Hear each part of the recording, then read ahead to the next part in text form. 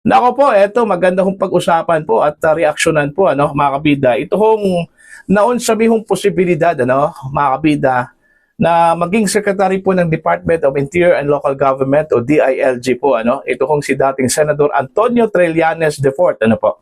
Okay? Sinupalpal po ngayon ng Malacanang mga kabida. Ito hong kumakalat na balita no na si Trillanes daw ang ipapalit po kay John Vic Rimulya bilang Secretary po ng Department of Interior and Local Government, mga kabida. Okay?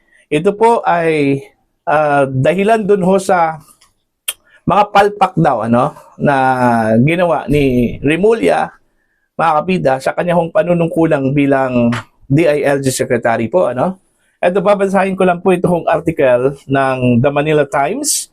Breaking, Rimulya stays put at DILG for now, Palace. John Vic Rimulya stays as DILG Secretary at least for now. This was stated by Palace Press Officer Claire Castro. Castro noted that President Marcos still trusts Rimulya. She said there was no indication that President would replace Rimulya anytime soon. The palace press officer likewise brushed off talks that former Senator Antonio Trillanes IV and Rimulya's predecessor Benhur Abalos would soon take over the leadership of the DILG. Ayan. So yun po, ano? Malinaw po, mga kabida. Mananatili ho ito hong si Rimulya bilang secretary po ng Department of Interior and Local Government. So dito pa lang wala na hong chance po makabida ito hong si Trillanes po no na maging secretary po ng DILG makabida as reported. Kasi kumakalat kasi itong balitang ito ano makakabida dahil ho sa nangyari ho ano kay Bato de la Rosa na hindi daw inaresto despite sa inisyu po ano na warrant of arrest po makabida mula sa International Criminal Court. Okay? Paliwanag naman po ni Rimulya bakit namin aarestuhin itong si Bato. Wala naman pong formal na arrest warrant po na natanggap po ang gobyerno po, ano, mga kabida. Kung meron man pong arrest warrant, ano, na inalabas itong ICC, baka si Trillanes po ang binigyan. Okay? Pero yung arrest warrant na supposedly dadaan po through channeling, ano, mga kabida. Kasi meron pong channeling yan ano. Kasi unang-una po, sakaling maglabas po ang ICC po ng arrest warrant mga kabida, hindi po yan dumiretso dun ho sa gobyerno ano, ng Pilipinas. Okay? Idadaan po yan mga kabida sa Interpol. At yung Interpol naman po, ang gagawin po nila mga kabida, makikipag-ugnayan po yan ano, sa kanilang counterpart dito sa Pilipinas. Now, ano po yung counterpart po? O sino po yung counterpart po ng Interpol po mga kabida sa Pilipinas? Ito hong Philippine transnational crime, ano, mga kabida. Okay? Sila yung counterpart po ng Interpol. So, kailangan ho, kung meron man pong arrest warrant, okay, ibibigay po ang arrest warrant ng ICC doon ho sa Interpol. At ang Interpol naman po, mga kabida, yun yung mag-transmit po ng arrest warrant sa Philippine Center for Transnational Crime, ano, dito sa Pilipinas, mga kabida. At saka pa po nila ibibigay yung arrest warrant sa mga law enforcement agencies ano like NBI o di kaya PNP ano mga kabida, sila yung magsiserve kasama po ang Interpol. Okay? O di kaya ito hong PCTC doon ho sa subject doon ho sa arrest warrant ano wala hong natanggap po mismo ang PCTC po nagsalita na wala ho silang natanggap na arrest warrant mula sa Interpol. Kaya nga hindi ho nila inaresto ito hong si Bato kasi wala hong legal ground. Okay? Si Trillanes po atat na atat po ito ano, makabida na arestuhin ito hong si Bato de la Rosa. Kaya nga sumugod po yun dun sa Senado po ano, makabida kasama po ang NBI. Dala-dala yung arrest warrant po ano, makabida. Kaya nga ang dami yung bumatikos po sa kanya Sino ba siya? Bakit nagdala ho ng arrest warrant? Okay? Ito hong si Trillanes. Hindi naman po siya police. Hindi naman din siya agent po ng NBI, ano? Mga kabida. Di ba? Dahil atat na atat ito hong si Trillanes na mahuli ito hong si Bato de la Rosa na sinasabing isa sa mga perpetrators, okay, co-accused dito ho sa kasong crimes against humanity po, ano. Kasama ho si dating Pangulong Rodrigo Roa Duterte, mga kabida, dyan po sa International Criminal Court. Alright? Yun yung rason kung bakit atat na atat po, ano, mga kabida, ito hong si Trillanes. Kaya, dahil ho sa hindi daw kumilos ang DILG, okay, mga kabida, lumabas yung balita, no, na si Trillanes daw ang ipapalit. Tatanggalin daw ito kung si Rimulya, mga kabida. Ako, para sa akin po, ano, imposible po yun eh. Kasi unang-una po, one of the trustees, okay, ito kung si Rimulya, mga kabida, ni Pangulong Ferdinand Bongbong Marcos po, ano, okay.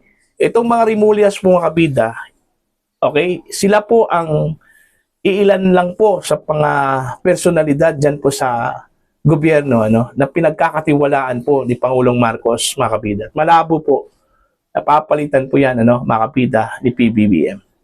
Kasi unang-una po, ang dami na po yung alam eh. Yan si Rimulya po, mga kabida, no? Yung magkapatid. Ang dami na pong nalalaman yan sa Marcos administration, ano po. And the president could not afford to lose these people, ano, mga kabida. Kaya nga, malabo yung balita, no? Kaya nga, ang ginawa po ng Palasyo po ng Malacanang, sinupalpal po itong balitang ito, ano, mga kabida. Walang katotohanan po, ano. Even the former Secretary ng Department of Interior and Local Government, si Benhur Abalos, na sinasabi hong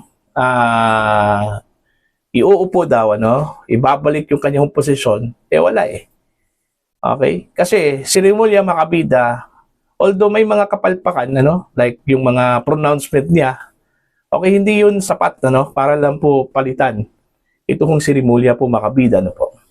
Malaki po yung naging role ni Rimulya dun ho sa paghuli po, ano, kay dating Paulo Rodrigo Roa Duterte, ano, mga kabida, na isa po sa mga accomplishments ng Marcos administration. Alright? Na malaking isda po, mga kabida, na naipadala po dun ho sa International Criminal Court. Okay?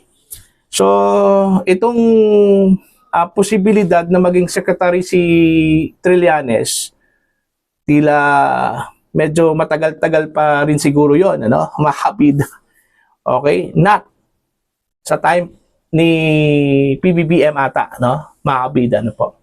So, magdasal na lang po itong si Trillanes nang mananalo ho sa 2028 presidential election, yung kakampi po niya, para sigurado ho, makapida, magkakaroon po ito ng posisyon dyan po sa gabinete, ano? O sino man po yung kanyang manok. Okay? Kung sakali man po si Risa Hontiveros, kasi si Risa Hontiveros kasi yung kanya hong inendorso po, ano, mga kabida, para ho sa pagkapangulo po ng Pilipinas come 2028. So, dapat sisikapin po ni Trillanes na mananalo ito hong si Risa Hontiveros, mga kabida.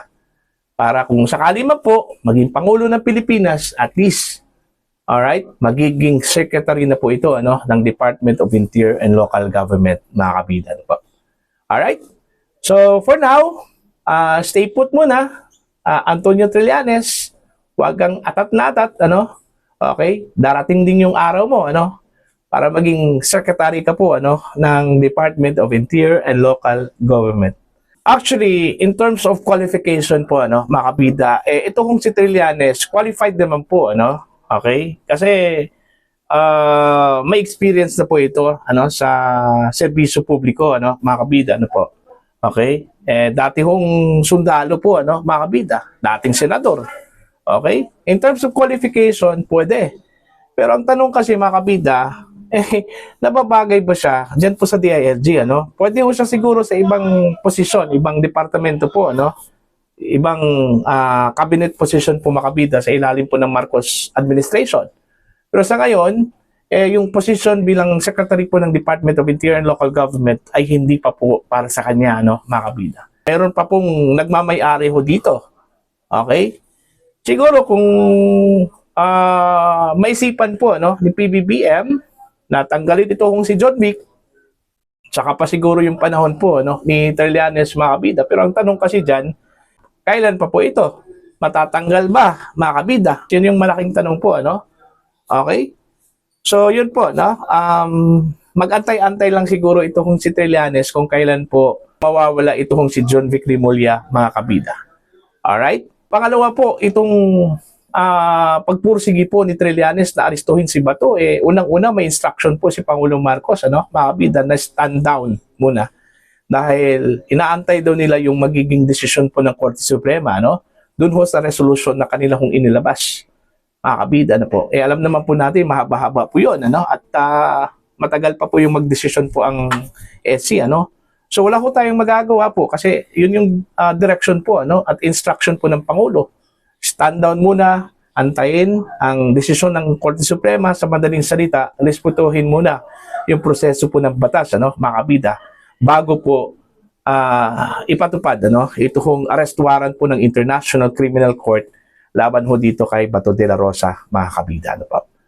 So para po sa inyo, ano po ang inyong opinion at pananaw po? Please comment down. Sa mga hindi pa po subscriber po sa aking channel, please subscribe. Just click the subscribe button, click the notification bell, click all para updated po kayo, mga kabida, sa aking mga uploads. Maraming salamat po sa inyo lahat.